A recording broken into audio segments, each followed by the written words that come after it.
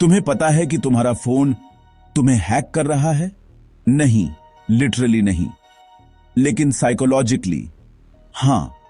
एक बार तुम एक ऐप खोलते हो सिर्फ 5 मिनट के लिए, लेकिन फिर तुम अगले 2 घंटे वहीं बिता देते हो।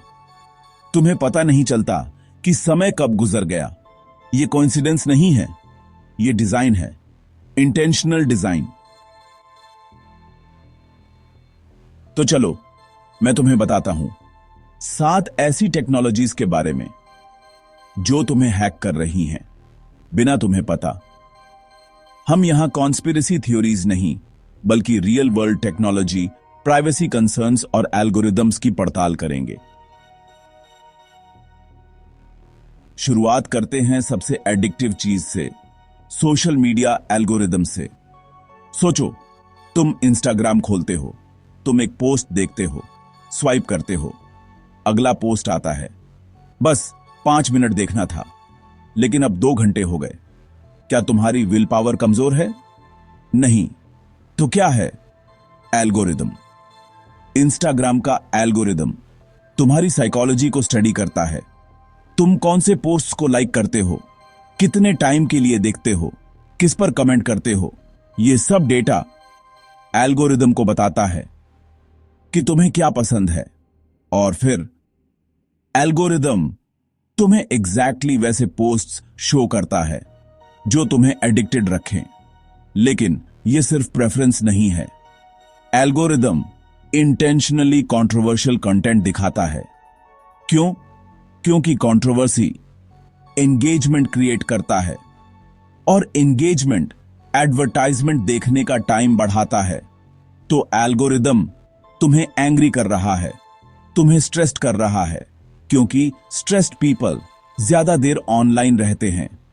यह एक साइकोलॉजिकल वेपन है, एक इनविजिबल एडिक्शन मैकेनिज्म। और यह सिर्फ इंस्टाग्राम नहीं, फेसबुक का एल्गोरिदम सेम चीज करता है। टिकटॉक का एल्गोरिदम और भी एडवांस्ड है। टिकटॉक का एल्गोरिदम मशीन लर्निंग यूज करता है। यह सिर्फ तुम्हारे बिहेवियर को ट्रैक नहीं करता, यह तुम्हारे प्रेफरेंस को प्रिडिक्ट भी करता है। कभी कभी तुम टिकटॉक में एक नीश टॉपिक सर्च करते हो और अगले दिन तुम्हारे एंटायर फीड उसी टॉपिक से भर जाता है। कैसे? टिकटॉक को कहीं से पता कैसे चल गया? Cookies, tracking pixels, browser history, location data. TikTok सब कुछ ट्रैक कर रहा है, और यह डेटा तुम्हें एडिक्ट रखने के लिए यूज हो रहा है। लेकिन असली खतरा अभी बाकी है। यह टेक्नोलॉजी आपकी सोच तक इन्फ्लुएंस कर सकती है। क्या आपको लगता है आपका फोन आपकी बातें सुनता है? अब बात करते हैं नोटिफिकेशंस की, एक बहुत ही सिनिस्टर डिजाइन की। सोचो, तुम वर्क कर रहे हो, तुम फोकस हो एक इंपॉर्टेंट टास्क पर।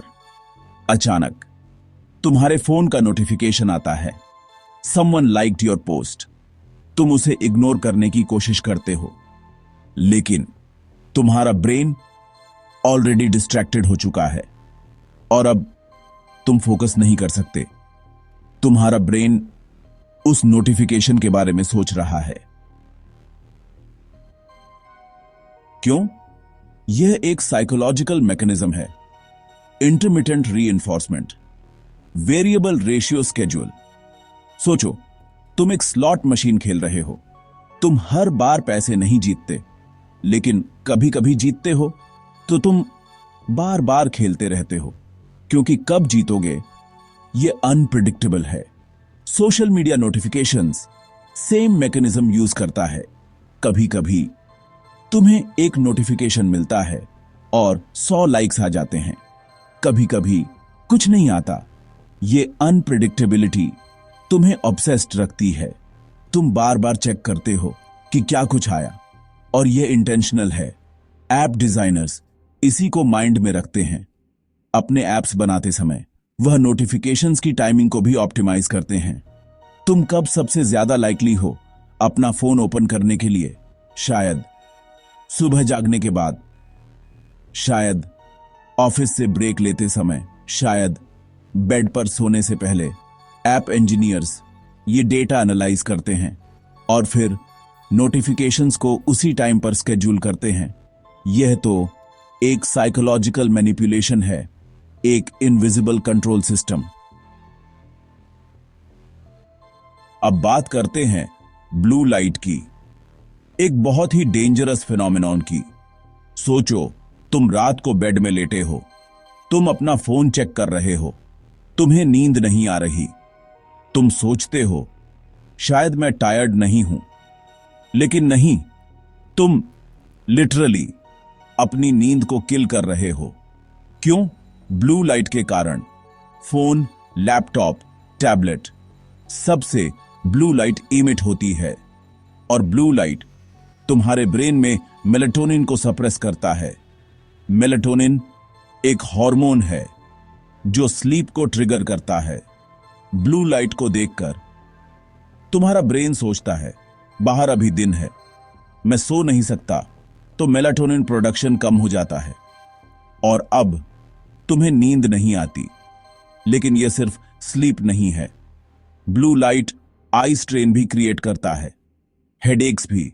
और अगर तुम लॉन्ग टर्म के लिए बहुत ज्यादा ब्लू लाइट देखते हो तो रेटिना को भी डैमेज हो सकता है। साइंटिस्ट ने वार्निंग दी है कि अगर लोग ऐसे ही फोन यूज करते रहे तो 50 साल की उम्र में सबको विजन प्रॉब्लम्स हो जाएंगे। लेकिन क्या कंपनीज इसे केयर करती हैं? नहीं, क्योंकि उनका मतलब तुम्हें एडिक्टेड रखना है, चाहे तुम्हारी हेल्थ डैमेज हो। अब बात करते हैं वाईफाई सिग्नल्स की, एक बहुत ही कंट्रोवर्शियल टॉपिक की। तुम्हें पता है कि तुम्हारे घर में वाईफाई का रेडिएशन है, इलेक्ट्रोमैग्नेटिक रेडिएशन। ये कितना स्ट्रांग है? क्या ये डेंजरस है? साइंटिस्ट्स को मिक्स्ड ओपिनियंस हैं। कुछ कहते हैं कि वाईफाई सिग्नल्स कंप्लीटली सेफ हैं, लेकिन दूसरे कहते हैं कि लॉन्ग टर्म एक्सपोजर से न्यूरोलॉजिकल प्रॉब्लम्स हो सकते हैं। Headaches, brain fog, sleep problems और कुछ स्टडीज सजेस्ट करते हैं कि ईएमएफ एक्सपोजर कैंसर को भी ट्रिगर कर सकता है, लेकिन यह कंक्लूसिव नहीं है। तो क्या करें? शायद प्रिकॉशन लें। वाईफाई को नाइट में ऑफ करो, फोन को एक दूरी पर रखो। लेकिन सच कहूं तो कंपनीज को इससे कोई फर्क नहीं, क्योंकि उन्हें मतलब सिग्नल स्ट्रेंथ से है, हेल्थ से नहीं। अब बात करते हैं 5G की, एक बहुत ही डिबेटेड टेक्नोलॉजी की। तुम्हें पता है कि 5G क्या है? यह एक नेक्स्ट जनरेशन वायरलेस नेटवर्क है। स्पीड 10 गुना फास्टर है 4G से। लेकिन क्या यह सेफ है? कॉन्स्पिरेसी थ्योरीज कहते हैं कि 5G कोरोना वायरस को स्प्रेड कर रहा है। यह ऑब्वियसली फॉल्स है, लेकिन फिर भी कुछ कंसर्न्स हैं। 5G मिलीमीटर वेव्स यूज करता है, जिनकी फ्रीक्वेंसी बहुत ज्यादा है, और कुछ स्टडीज सजेस्ट करते हैं कि ये वेव्स स्किन और आईज को डैमेज कर सकते हैं, लेकिन यह भी कंक्लूसिव नहीं है। तो सेफ्टी के बारे में कोई नहीं जानता, लेकिन क्या गवर्नमेंट्स वेट कर रहे हैं कंक्लूसिव रिसर्च होने का लिए? नहीं, वह पहले ही 5G डिप्लॉय कर दिए। आप इनमें से कौन सी टेक्नोलॉजी रोज यूज करते हैं? टेक्नोलॉजी जितनी स्मार्ट हो रही है, उतना ही जरूरी हो गया है कि हम समझें कौन किसे कंट्रोल कर रहा है। टेक्नोलॉजी जितनी स्मार्ट हो रही है, उतना ही जरूरी हो गया है कि हम समझें कौन किसे कंट्रोल कर रहा है।